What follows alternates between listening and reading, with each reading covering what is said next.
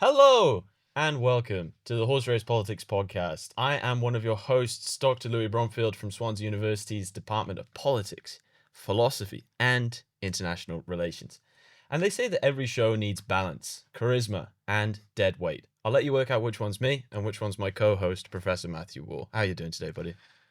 Yeah, I'm doing pretty well. Nice. Actually, we'll be talking a little bit about it, but I'm still smug from the Ryder Cup and my Irish sporting hero Shane Lowry I having. was going to say, are you Irish? I haven't quite picked up on that. I just, especially any Irish sportsman we always support, but personally, like any sort of overweight elite sportsman has a special place in my heart. And Yes. Shane Lowry did it. Nice. Did it for the Irish.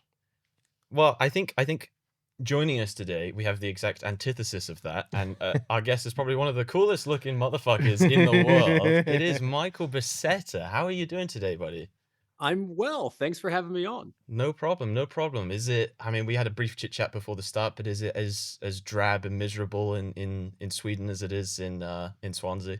Not on this day. I'm looking out the window and it's fall is just starting to sort of come into to effect, and that means cozy socks and sweaters, which is nice until they change the clocks back and we lose all our sunlight. So enjoying it while it lasts. Amazing, amazing. Well, so typically, because Matt and I are incredibly lazy hosts, we start every episode by asking our guests to kind of give the audience a little spiel about who you are, your research interests, your specialties, your hobbies, your mother's maiden name, the 3 digits on the back of your credit card, your PIN.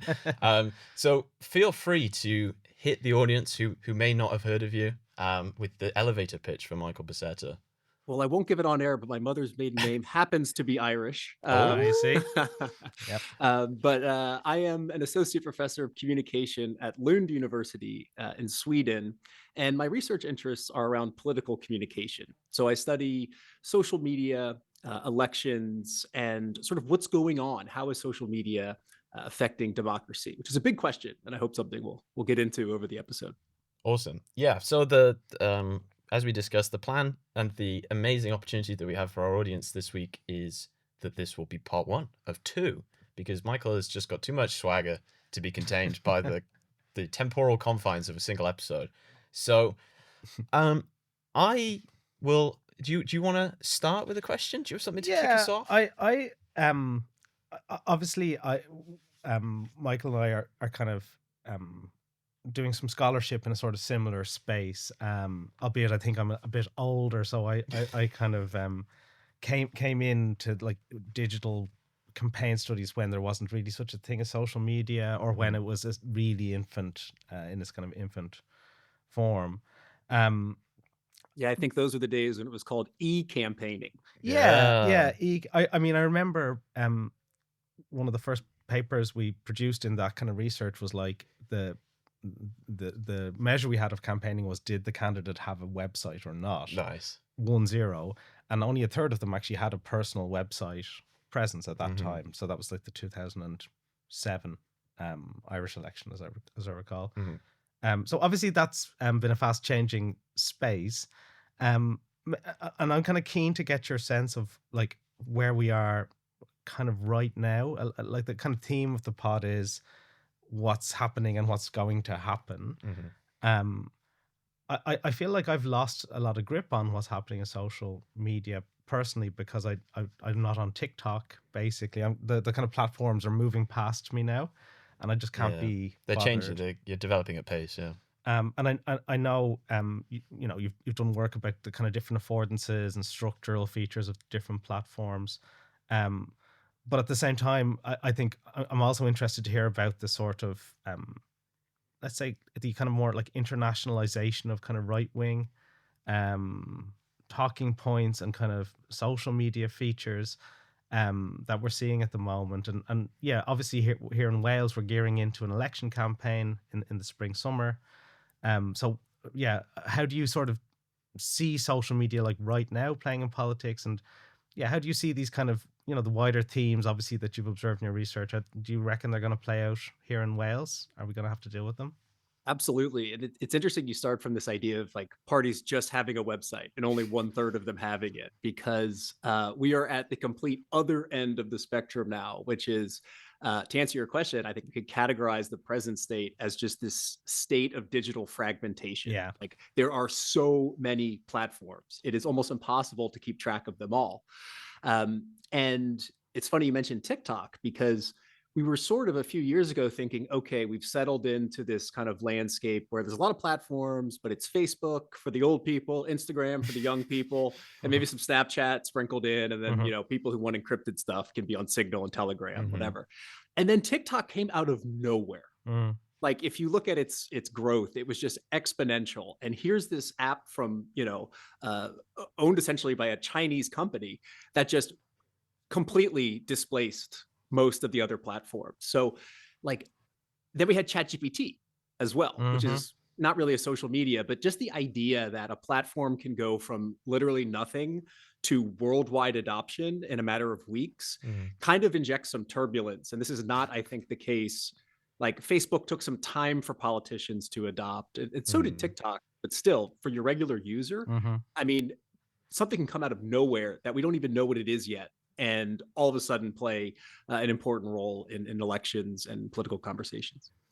Yeah, and Louis did a guest lecture for me, so we teach kind of disinformation and media literacy, and we did an exercise on like the amount of short form videos that the students in the classroom had actually seen, and kind of used an average to calculate how many videos have you seen, was it this week? It was like on a daily basis. Yeah. And we had everyone go on the screen time on their phones and look at how much time they'd spend on a daily basis. And I got everyone to put their hands up with like, hands up if your average screen time for any individual app was more than like 3 hours, 4 hours, 5 hours. And by the end of it, we finished, there was one student who on TikTok alone, her average screen time was something like 9 to 10 hours a day. And we were then extrapolating how many videos she's consuming in a single day. And we're getting into the thousands, getting into the tens of thousands. So actually, that's a nice pivot, because we talked about on a couple of episodes about like what potential is. You talk about like TikTok exploding out of nowhere, but then kind of that drives this huge fixation on short form content. Like TikTok's entire thing is short form content. So Instagram had to change. Instagram brought in Reels. YouTube had to bring in Shorts. I know Facebook added Stories to kind of keep in line with it, but it's a little less short form dominated. But like, do you have like a general vibe of what the hell that amount of consumption is doing to people's ability to kind of just pay attention? It's interesting. I mean, there's like, on the one hand, I was just talking about how all these platforms are fragmented and different, but they do converge around certain features, right? These are competitors on an economic market. And when Facebook sees that Snapchat stories are working, it copies them. When it sees that TikTok's, talks are working, it makes reels. And so on the one hand, you have this complete diversification of platforms, but on the other hand, you have the same type of talks and reels traveling across platforms, and trying to disentangle the effects of those individual video consumption patterns on political outcomes is really hard. It's made a lot harder by the fact that over the past couple of years, like after Cambridge Analytica, after all the Trump disinformation stuff, these platforms have shut off their access to data. So it used to be you could download, 50 billion tweets in a few hours. I mean, you could really get hundreds of thousands in a couple of minutes in a nice spreadsheet that you could analyze. And that's all gone, with the exception of some platforms here and there. But this is outside of my research, but there is, I think, a compelling argument that when you have younger users on these short form video platforms, so you just mentioned someone who spends maybe 9 hours a day and how many thousands of videos that is. There's some research emerging, I think, that argues that this actually changes brain plasticity, like how your neurons are connecting because you're used to these quick hits. And so if your brain isn't fully developed and you're used to just these quick, rapid sort of releases of entertainment and dopamine and stuff, that this actually has long-term structural impacts on your brain. And I'm speculating here, but if you look at younger people, they tend to have very, very high rates of mental illness and mental issues. And I do wonder if those two things are connected, because you just see young, even, children swiping through TikTok, and it just can't be good. Yeah, I think it's also I mean, since these platforms have come along, they've provided that ability to just transition to something fresh because whatever you're looking at is currently boring you, whether that's your feed on Facebook or whatever. But it's just dramatically cut that process down to the space of like less than a second of you swipe onto something, and typically you've decided within that like first second whether this is something that you're going to watch or not. And to then be able to kind of scratch that itch of I need something different immediately with the swipe of just a single finger. I mean, yeah, I'm definitely in more of a this is probably the thing that draws out my most kind of like boomery old man take, where I'm like, you kids and your gizmos, constantly just reading and watching your TikToks. But like I just look at that from the outside as someone who, I mean, YouTube Shorts is probably the only thing that I'm regularly using. And having from anecdotal experience, those moments where you kind of just come back to reality after like an hour, where you're like, what the hell happened to me? Like I was just in a fugue state for an hour, just move next video, next video, next video. The idea that you could be spending like 5, 6, 7, 8, 9, 10 hours a day consuming that. Well, I mean, the it's idea, crazy. the idea that you can spend more time plugged into a screen than an actual physical reality is kind of crazy. And it happens regularly, even if not on social media, on work computers or whatever. But I'm gonna try to lob as many concepts as I can at your audience. I mean, you are a man speaking on a screen. To be fair, we are transfixed by the screen in front of us. So what you're talking about with this kind of, how have you been sucked into scrolling? I think one of the most convincing ways I've heard this talked about is what's called variable rewards. It's kind of hard to say, but like rewards that are varied. And it's the same thing that casinos do. So if you play blackjack, like I love blackjack, it's so much fun. And it's so much fun to do it in a casino. Why? Because you don't know what's coming next. And sometimes you win and sometimes you lose. And it's kind of the same idea with social media. Like you end up scrolling because you're trying to get that reward, but it's varied. Not everything can be super entertaining. I don't think it works that way. Like if everything is just awesome content, you eventually get sort of tired out. So you need this stuff to kind of pass through in the hunt for the next entertaining thing. And it's that variation that keeps you hooked in, just like with a gambler. I think that's one of these like very early behavioralist research findings with kind of like basically rats put in different sort of experimental reward sanction situations, and that variable reward pattern kind of kept the rat coming back to the button. So it's and I think that kind of suggests something that these platforms do, which is they kind of short circuit the hard wiring of our minds, right? Our capacity to process information is sort of overwhelmed, and then you wake up 2 hours later. Why is pizza so good? Because you don't eat it all the time. If you ate pizza every day, all day, it would not have the same effect. Agreed. But could I? So I, to the extent that I've been kind of studying and engaging with these spaces, so these kind of short form videos, but also just more generally, what's happening in social media. I've been struck by how in this kind of space, the kind of political discussion on the right tends to start or involve like a substantial like self-help element, so that a lot of the kind of political content that people I think start to receive on these things when you scroll through and you just get stuff is like Jordan Peterson, you should tidy up your room, or you need to have a Sigma male hustle grind set, right? Which can be kind of appealing to people if they feel, I suppose, like their life's not going the way that they want. And engaging with that seems to bring you into this kind of men's rights, men going their own way, red pill, black pill, and somehow that all loops back to MAGA. Like that, all roads lead to MAGA. All roads lead to Joe Rogan, which is baffling to me. But that's so.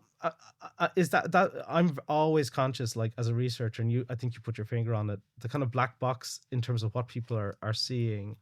But is that a pattern you've discerned, that there's a sort of breadcrumb trail into some quite potent ideological content ultimately?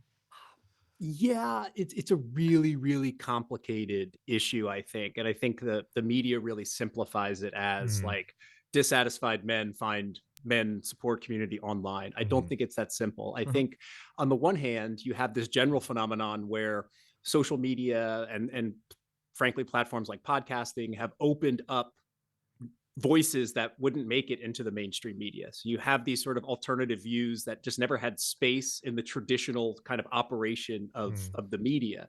So that's one thing. And that applies to, right-wing politics, but all sorts of stuff like crazy, alternative medicine and things like that. But there's also this ironic component where you come across self-help stuff potentially as you're sitting on your phone doing nothing, right? So it's like, okay, I should probably not be doing this. Here's something that's giving me a solution. And the third thing I would say is that this is kind of on the side of it, is there's this kind of idea floating around that's getting popular in my kind of field, is this idea of victimhood, that groups that have traditionally been in the majority class, who, for very real reasons, are starting to feel that power slip away or being disadvantaged economically, as sort of everyone is in these hard times. It's very appealing to repackage the bad things in your life as you are the victim. And I think that applies not just to right-wing, politics, or to men, or I think everyone. Like, yeah, I'm a victim, and it's, what can I do? How can I, reach out and improve myself? And I think when it comes to MAGA politics, that's really what you've seen, is this idea that actually you're not that bad. I mean, especially in the United States, you're living in the world's, strongest economy, but the framing is such that you turn into a victim. And I think that's very powerful. And I think goes, nothing could explain Trump entirely, but this idea of white men being victims, there's something to it. But it's also a very powerful frame to be attached to. And I think that a lot of these right-wing commenters are sort of promoting that narrative of victimhood. But it's so, like, I agree. I agree totally. And yet it's totally incoherent that, like, empowerment and victimhood are sort of twinned into this narrative somehow. Does that make sense? So, like, I don't know, Andrew Tate is selling you, like, Tate Hustle University, just hustle and grind. Yeah. So that's sort of like a very much like, well, you're responsible for your destiny. Yeah. Simultaneously, you're like, oh, but I'm a victim because I'm a white lad. Yeah. Well, there's also this element, I think, of stepping outside of politics, just kind of like the glamour, and often the false glamour of social media. So think if you are, a white male in a rural part of America, which is getting really hit hard by, globalization, this general flight to cities on the coasts.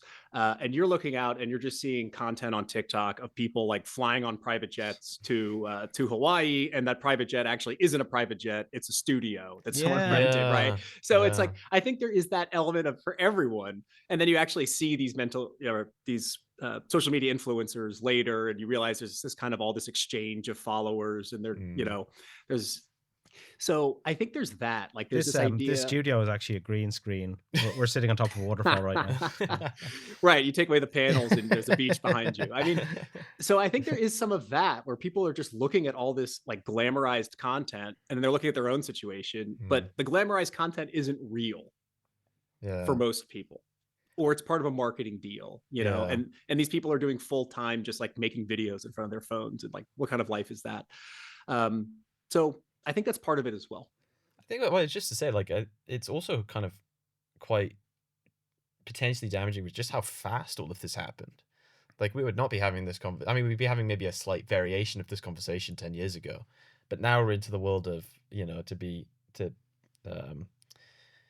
what's the expression? To do something repeatedly, beat a dead horse with a stick. That's of talking about AI, and like, now content generation. We've had in the news recently, people might have seen this AI actress that's been starting to get like global condemnation from high profile celebrities, and there've been dead people recreated on several television interviews through AI. Well, yeah, we talked about this like a couple episodes ago with Charlie Kirk, right? We had there were several those kind of like mega churches in America where they played an audio recording of AI Charlie Kirk speaking from beyond the grave to tell people that he was okay.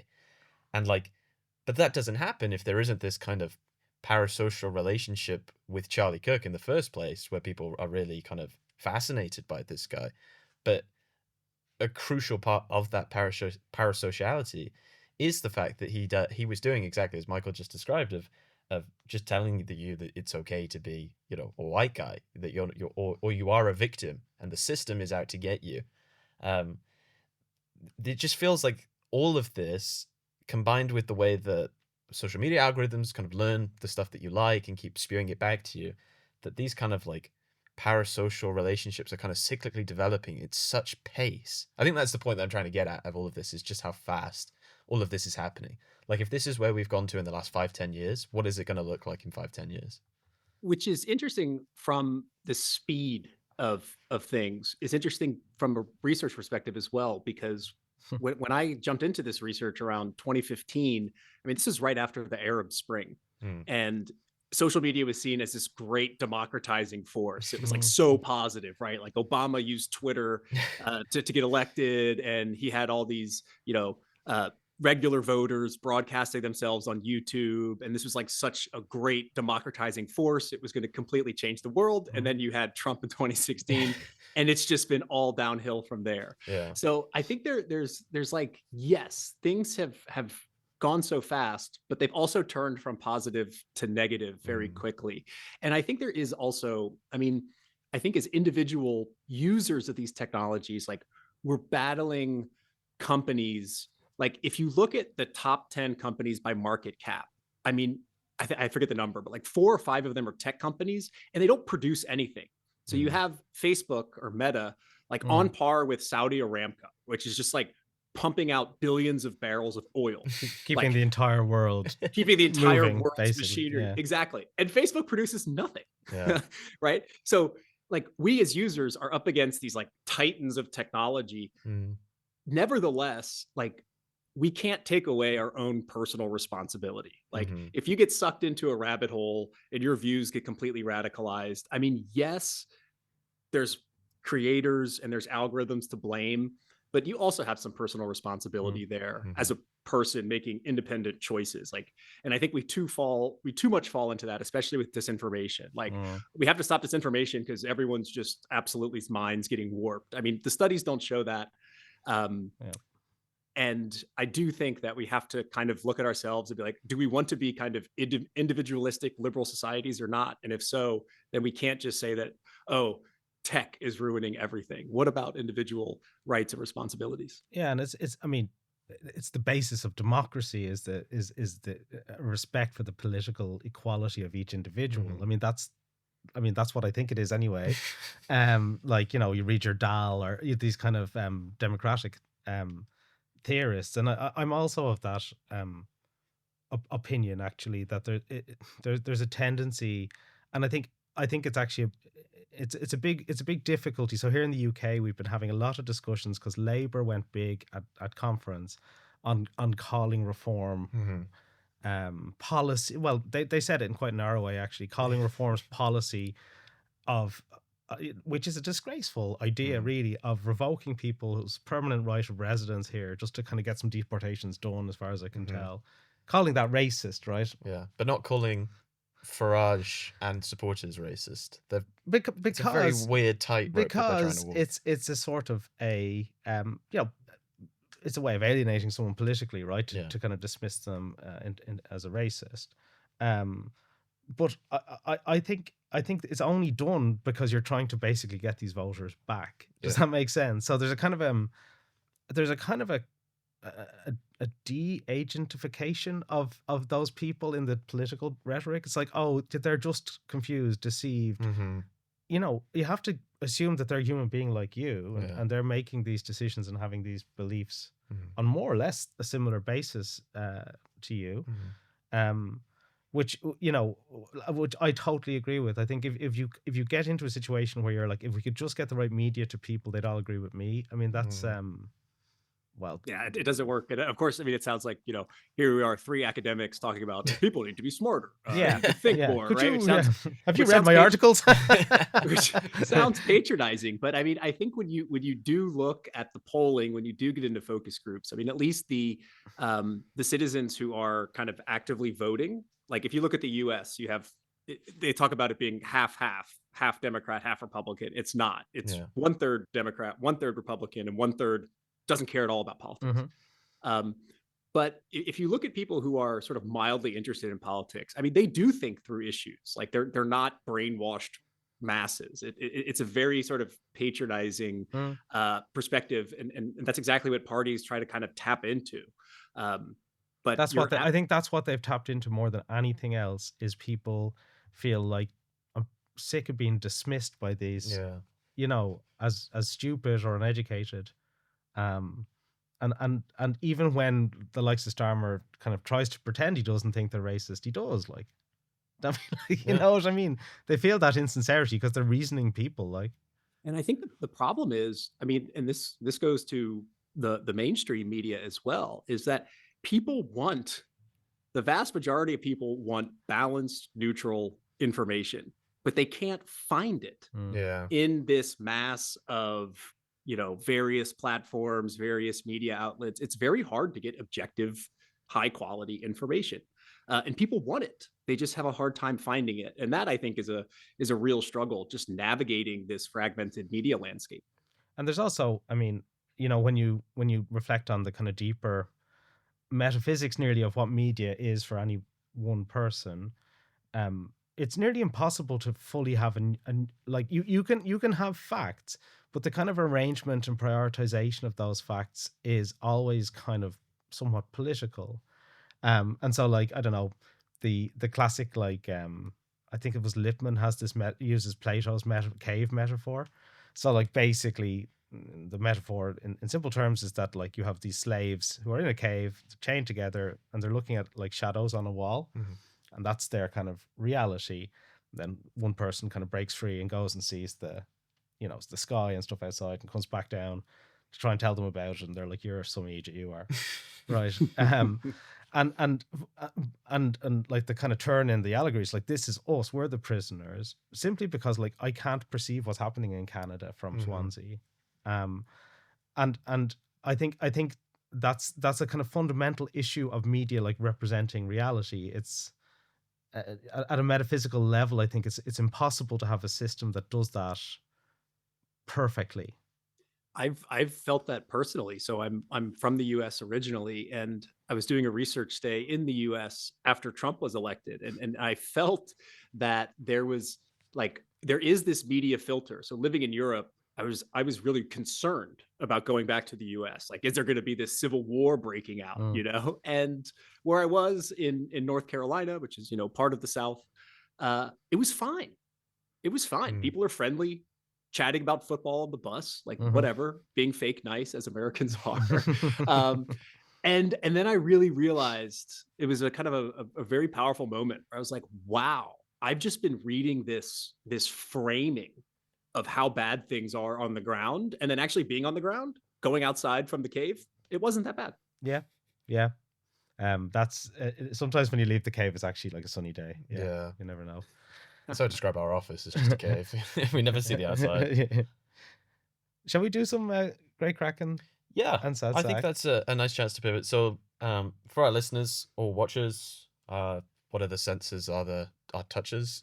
They're we hopefully no one can smell this podcast. No, you really don't want to. There's a thing emanating from there. But in next week's episode, we're going to be diving a little bit more into kind of research with Michael. But this week was kind of more of a current eventsy kind of lens. So that's why it makes sense for us to do our great crack in the sad sec today. So there might not be one next week. So what we have done is I have nominations and Michael has actually got nominations. Matt will be the arbiter who ignores us both in a very disrespectful fashion. So, Michael, would you like to go first with your nominations? Sounds like for a solid, Great Crack and Sad solid Sack? structure. Yes, I can. So for the Sad Sack, I'm giving the this week's award to Pete Hegseth, the Secretary of War, formerly known as Defense Secretary.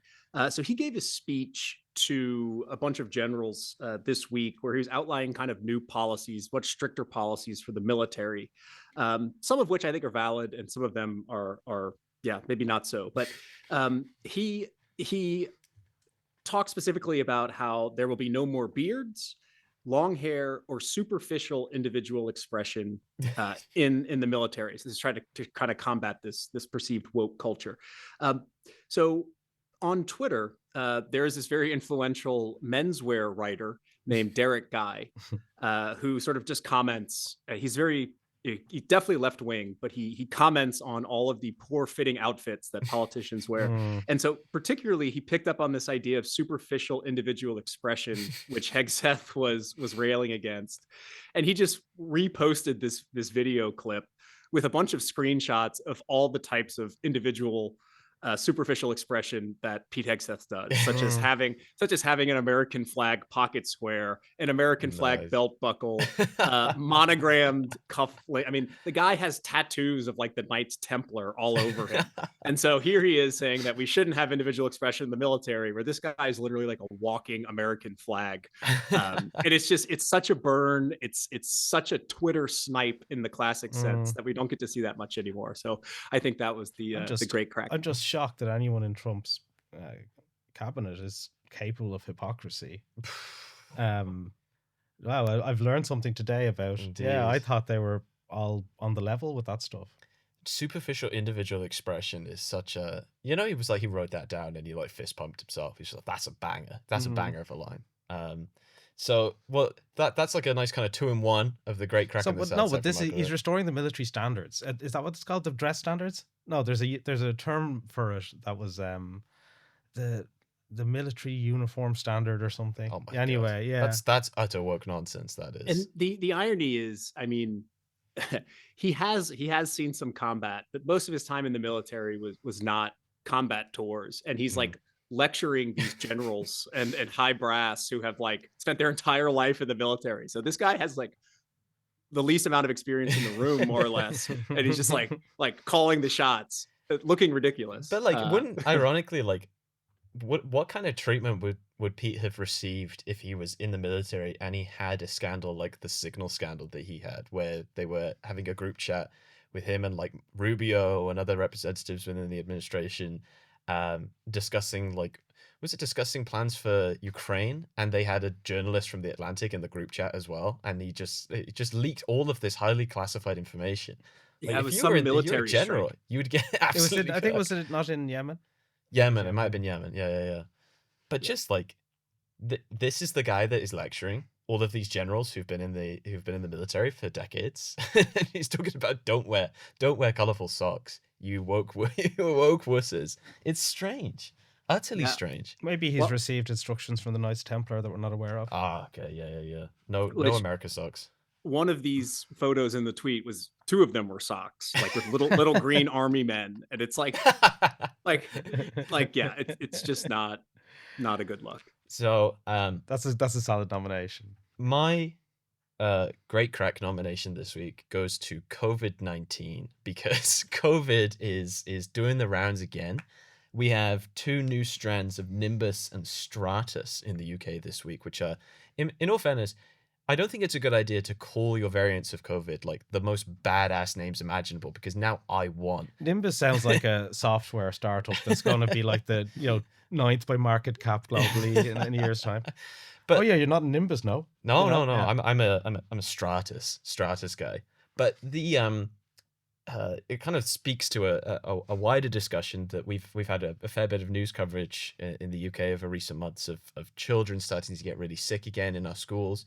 This isn't supposedly great crack, but it's just to give context. I mean, the disease is the winner. Yeah, the disease is winning scenario. But we're kind of starting to see empirically some of the consequences of a great deal of like vaccine hesitancy and skepticism that we saw through COVID. Parents being kind of discouraged from giving the standard routine of vaccines to their children. And we're starting to see this kind of rear its head just a little bit. So that kind of leans more into the sad sack.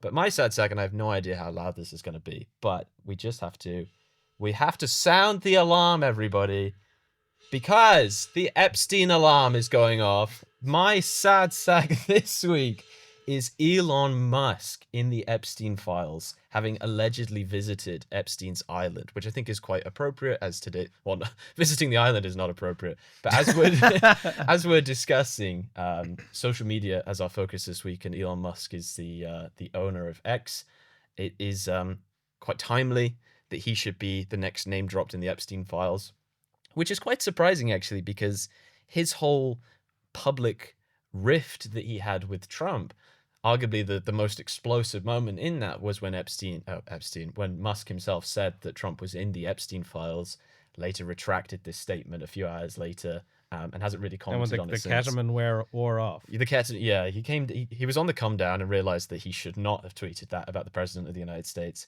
But it does lean into a common theme on this podcast, which is that Epstein seems to just be in the news every goddamn day. I think last week we had Trump's state visit to the UK, and so we had like a protest group projecting images of Trump and Epstein on Windsor Castle, where him and his wife, where him and Melania were staying. It's just endless. I mean, we've already had pretty substantial co-branding with the Prince Andrew thing, right? So yes. that tie-in is kind of Fergie, unfortunately. We had perished. Fergie, yeah. So it just doesn't stop. So maybe one day we'll have an episode with no Jeffrey Epstein mention, but it might just be the one story that actually has some kind of cachet. Actually, has some influence in breaking up the MAGA circle. It seems to be the one thing. Alleged pedophilia seems to be the one thing that actually gets them turning against each other. But we have had Jeffrey Epstein, Elon Musk. Can I just ask, like, what did you make, Michael, of the of the X rebrand and Yes. everything that's happened to Twitter? Because yeah, I know you've looked at Twitter a good bit over the years, and for me, my generation, I guess it was the first really political, news-oriented social media platform. Where like, obviously, I can't say nothing would surprise me about Elon Musk as a human being, so I won't even talk about the Epstein stuff. But like, where do you see X? Do you reckon X is cooked? Yeah, I really do. I don't know what's going on with it because I'm not on it so much anymore. At least from my side, it was the place where researchers would share their new papers. Yeah, and for our job, it was so important to have a profile there at one point, right? Exactly. Yeah. And so I never really used it to like keep up with what's happening. It was more just like, what are the new research projects? And then as soon as Musk came, everyone left. So like now it just I couldn't really tell you what's even on there. I mean, I scroll on it, but like I don't know what's happening. So maybe there is some stuff with this Grok, and it's trying to be more than a social media app. So we'll see. But no, I don't think the future is particularly bright. I mean, it was quite hilarious how like an iteration of Grok turned out to be like the most like Nazi-like AI you could possibly generate within a very short period of time. Like it was just straight up spewing out Nazi propaganda in like the suggested comments underneath the posts. I mean, I would happily put forward X as the and Elon Musk in that whole cohort as the sad sack nomination. But Matthew, to round out this episode, who have you picked for the great crack and the sad sack? Well, for the great crack, I wanted to pick the European Ryder Cup team, to whom I alluded earlier, for winning the Ryder Cup. But this is a big golf tournament competition between Europe and the US. I must confess, I love golf. And so with me and my dad and my mum, we'd always watch the Ryder Cup, as it's kind of quite an intense, like 3-day team sort of event. So golf is normally an individual sport. Yes. There's a World Cup of golf, but this is the sort of prestige event. Europe play America. It rotates between a European venue and an American venue. Traditionally, it's really difficult to win for the away team. It was in the US this time, and it was in Bethpage Black, in New York State. So essentially, right, the for me, what was, is actually a little bit opposite of Michael's discussion of, like, for me, all this crap that I see on social media, like when you see on TV someone standing like 2 feet away from Rory McIlroy, calling him like a homophobic slur, right? That person has also recorded that and released it on social media. Like to see, like in a golf golf is sort of generally a kind of what's the word? I mean, the Ryder Cup can have quite boisterous fan interaction, But it's quite gentlemanly sport. but there's a isn't sort it? of it's generally associated with people who have a certain amount of money, right? It costs money to go to a golf tournament, and the behavior of the crowd was actually shocking. Yeah. You know what I mean? Like, I didn't think watching the Ryder Cup would be like an 18+ event that I couldn't have my No. kid watching the TV because they'd hear such terrible But it did language. provide a nice contrast to the typical fare of golf. Like seeing Rory McIlroy strut across the green and just say like "fuck you, fuck you, fuck you" to the crowd. They were getting the players were getting really agitated. It Yeah, was a febrile atmosphere. in yeah. that Well, tournament. I think because it broke like some really important sort of social norms Yeah. that surround golf as a spectator sport, which is like generally like you don't even make any noise because someone needs total concentration. Like, but that taboo was Yeah. broken. You usually have like pretty kind of dramatically. stewards along the crowd with their hands up, saying, you got to be quiet until they put their hands down. There's conventions, there's a code of conduct. Yeah, and even in the Ryder Cups, where sometimes that can kind of spill over, it's typically it's about golf. Yeah. Right. So they're talking to McIlroy and Lowry about their partners, about their children. Yeah. I understand McIlroy's wife was actually hit with a With a beer. Yeah. And so for me it was like, wow, this is actually and Donald Trump obviously turned up, right? And the Ryder Cup team were doing the Trump dance, the American team. The captain actually bowed to Trump. So like just seeing them stuff the Americans. Yeah. And they released a post on social media, which was all of the team with the cup saying, "Are you watching Donald Trump?" Yeah. And he even replied on Truth Social, Yeah. saying, "I am watching. Well done." Yeah. That's why we brought you here, Michael. We brought you here to answer for the crimes of your people, right? You have to for violating so many norms. No, because so obviously it was a great like sporting performance in that kind of context. But for all that, I enjoyed that, and in a way, yeah, it was kind of golf on steroids. Yeah. In terms of like a watching experience, it was like the society is there's stuff decohering over there in terms of how people just normally should behave. And this was a sort of very visible syndrome of that. So, but the Ryder Cup team is the great crack. And Who's then your sad sack? my sad sack is a gentleman called Nathan Gill. Okay. What's Nathan been up to recently? Nathan Gill has pled guilty to, I believe, 8 charges of bribery. Nice. Stemming from his time as a member of the European Parliament. Nathan Gill, for people who don't know who he is. Okay, so who is Nathan Gill? So that's what he's done. So obviously he was a member of the European Parliament. He was a member of the then Welsh Assembly previous to that. And until this kind of story and charges emerged, he was the Welsh leader of reform, right? So throughout my entire time at Swansea, I've been kind of aware of Nathan Gill as essentially the kind of Welsh lead for the Farage vehicle political parties that we've kind of cycled through. So he was a lead candidate for UKIP. He was elected to the Welsh Parliament, or at the time the Welsh Assembly, to UKIP. He was elected then to the European Parliament for the Brexit Party, and he was the Welsh lead for reform. So to the extent that like the Nigel Farage political project has a Welsh leader, this was he, right? Interestingly, as a side note, they've since refused to they're just like, we don't have a Welsh leader anymore. And that's creating some problems for broadcasters here in Wales, because they don't want to invite Nigel Farage to the leaders debate because he's not standing for the election. And yet the party has declined to nominate a new leader. So going back to like, as part of my research, I'd go to various like political party events just to understand what's happening. So like, I think 2012, 2013, I first saw Nathan Gill kind of introducing Nigel Farage at a Swansea rally. So pretty much when you've seen Nigel Farage in Wales, you've been seeing Nathan Gill until this scandal overtook him.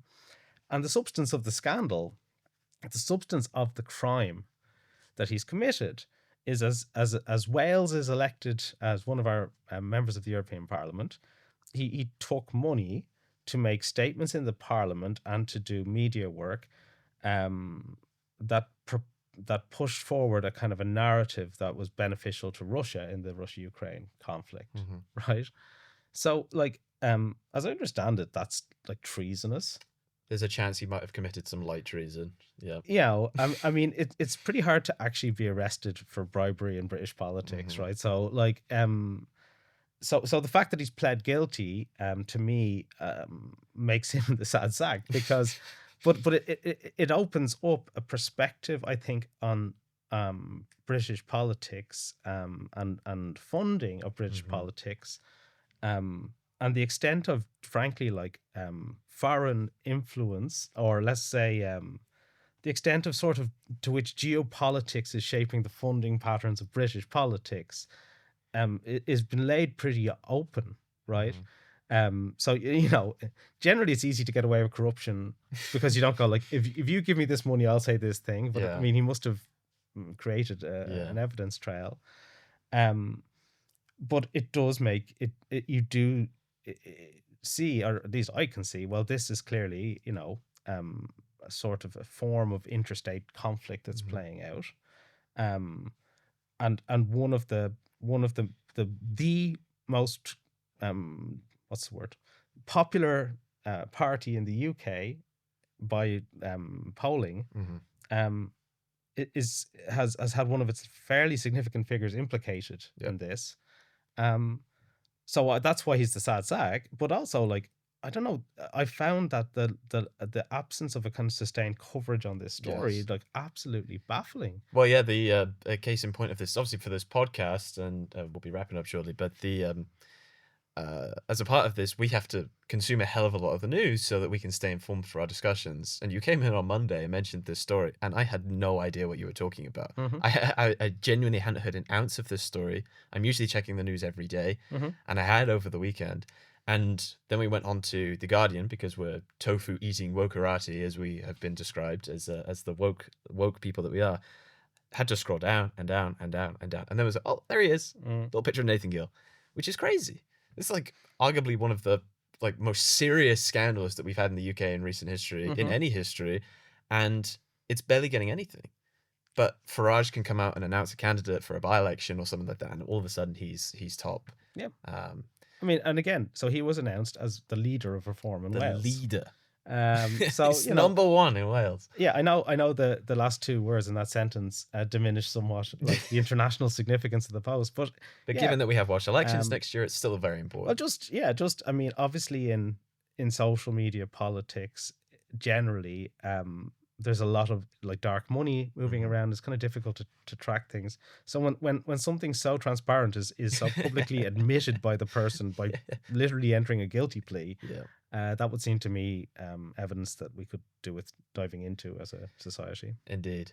Well, and Michael, unless you have anything to say on Nathan Gill being the sad sack. No, I have thoughts, but I think we should save the topics for next episode. Okay. Well, brilliant. Michael, thank you for being here today. We are going to resume with part 2 shortly, but for you guys, that'll be next week. Thank you all for listening, and we'll see you then.